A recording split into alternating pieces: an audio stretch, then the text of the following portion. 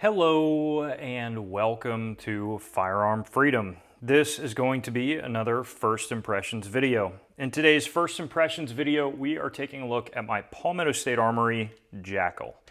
Before we get this video started, I just want to give a huge shout out to this video's sponsor, which is going to be Luminox watches. Now, they did not pay me for this ad space or anything like that, but I am an affiliate with them. I'm rocking my Luminox in today's video, and I've been wearing it for a long time. Love the watches, and anything you purchase from their website, no matter how small or large, helps support me by giving me some kickback. So I'd greatly appreciate you guys checking out the link down below. Again, check out their watches, great stuff, and I cannot thank you enough for the support. Okay, so let's go ahead and stir the pot, shall we? Man, I did not anticipate this with the JAKL. So I did a short of the rifle a few days ago that blew up because a lot of people on the internet are talking about the JAKL. Let's just get this out of the way. What are my affiliations with Palmetto State Armory? I am, of course, an affiliate with Palmetto State, and all that means is I drop links in my community tab for deals. Anything you purchase gives me a kickback. Now, I do not have to sell a certain amount or anything like that. With these reviews, they send me the gun. So in this case, they sent me the JAKL, and I get this for about 2 months.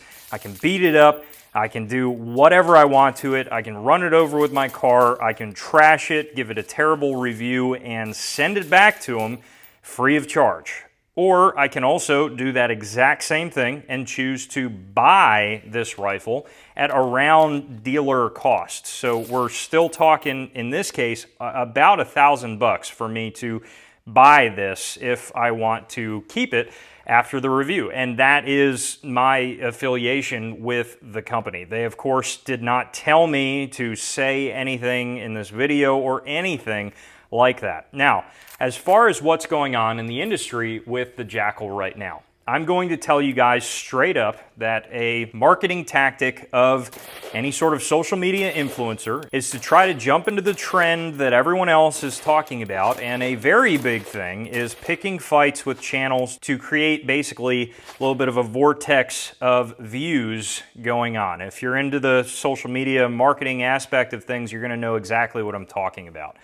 That is in no way what I am trying to do with this video. In fact, I've been trying to take a look at the PSA JAKL since they first came out, long before any reviews, and unfortunately, because of my channel size at the time, I just could not. They would not let me take a look at it. I would have had to pay full price, and spoiler alert, I'm very poor and could not do that, so I had to wait until I was able to get my hands on one, which, of course, now I do. Now, I was pretty excited about this, and now after seeing a lot of the negative stuff out there, I was also excited to see if those things were present with this rifle. Now, first immediate impression out of box at the gun shop that I work at, transferring it on the 4473, I noticed my first gripe, which is, Jesus, this thing is quite heavy, and it feels very heavy up in the front of the gun. And that is because you have a very AK-like long stroke gas piston system. It looks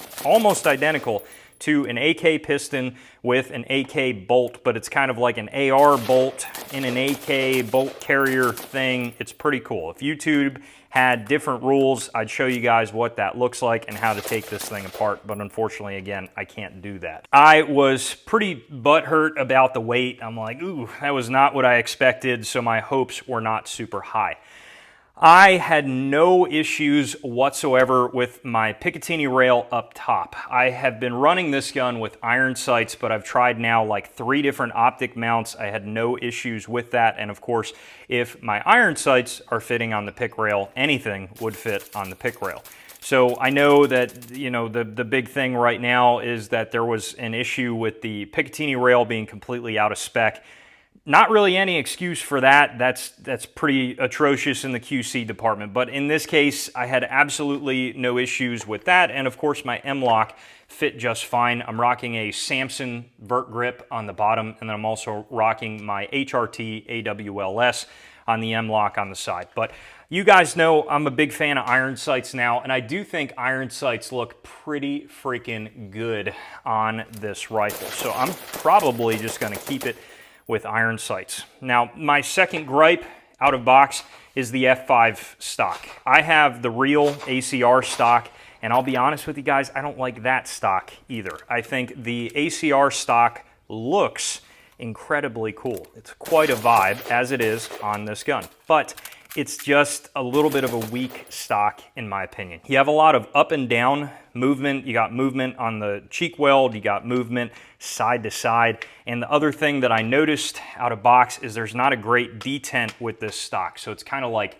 flopping all over the place. So, you know, again, stock not the greatest, but that is not the fault of PSA. That's just the ACR stocks in general are not that great. But the JAKL can be run on a standard AR-15 lower. In this case, I have the complete JAKL rifle, so it does have their JAKL emblem on there, but they basically just give you a block for where your buffer would be on a standard rifle. Now, this is the 16-inch pinned AAC device, but the barrel itself stops at 14.5 inches. And I got the AAC device on there because I wanted to give some love to my good old AAC M4 2000. This is such a great can. Absolutely love this suppressor for mainly the vibes. It's not the quietest thing out there, but it's a cool can. And I really liked it on this gun. Unfortunately, I didn't anticipate how heavy it was up at the front end, and this is a very heavy suppressor, so it definitely adds some weight. But that's another reason I'm running it with just irons. You guys are, of course, now I'm gonna be, he's a shill, that's the only reason he likes it, oh my God, blah, blah, blah. But you guys know I'm always honest on the channel, and if I were to crap all over this gun because that's what the internet is doing right now, I would not be being honest. I absolutely loved this gun at the range, and I will be purchasing it after the review. I don't want to send this thing back. I really, really enjoyed it. So I did 200 rounds, 100 unsuppressed and 100 suppressed. I felt like that would be a good enough of a round count to just get an idea of how I like the rifle, and I was right. I shot the first 100, of course, unsuppressed, fully opened in the gas setting, which you do have an adjustable gas setting up here. Very easy to adjust, which I did appreciate. And immediately, I noticed the recoil impulse of the gun. And I'll say, you gotta be a fan of AKs to like this JAKL, because it felt, as others have said in their reviews, and I agree completely, like a perfectly gassed AK chambered, in my opinion, in either 5.56 or 5.45. It felt that good. But what I loved so much about it is a standard AK has your traditional high and to the right recoil pattern. That's kind of how the impulse goes, so at times it can be a little interesting. In this case, you have that perfectly gassed AK feel, but the recoil is heading straight back and forth, and it's just lightning fast. I absolutely love this thing. Just like how I can run AKs like that very, very quickly, I felt the exact same with the JAKL, and I started kind of falling for it. And then I put the can on. Now, of course, I did not have any issues reliability-wise the entire range day, but while I was tuning the gas for the suppressor, I was trying to find that perfect Goldilocks zone, so I was having like a little bit of a stovepipe because I was turning the gas all the way off, all the way on. But man, when I found this Goldilocks gas setting, the 100 rounds I ran suppressed, it might not come across in the video, but this thing was lightning fast. For a heavy gun, it soaked up the weight. And the only thing I hated at the range is this freaking stock. I hate the curve to it, and it made it very frustrating to do ready-ups and transitions, but I started getting used to it, and man, this thing ran. I wasn't having any major gassing issues. The gas was primarily up top. I completely agree with other commenters saying about how hot this rail gets. It gets hot quick. I had gloves on. It was getting hot through the gloves. Too hot to touch at times, but that's an AK thing, so I was kind of very familiar with that. It was also like a 90-degree range day, so that is going to add to the overall issues with heat, but I really liked this gun. So I don't know. I was debating on how to really phrase this review because, again, people are going to be like not believing my genuine appreciation for this rifle, but I think it's different.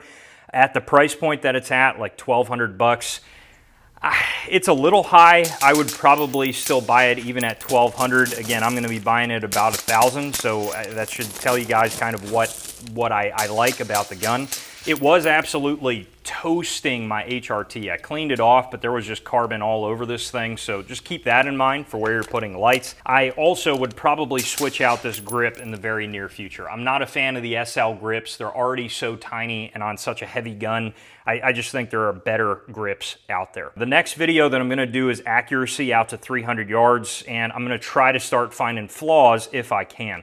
Another final point, I did have the charging handle on the opposite side. It is non-reciprocating. My plan was to run it like an AK, but I'm quickly realizing like, oh, it's not an AK, and that doesn't really work for a non-reciprocating charging handle.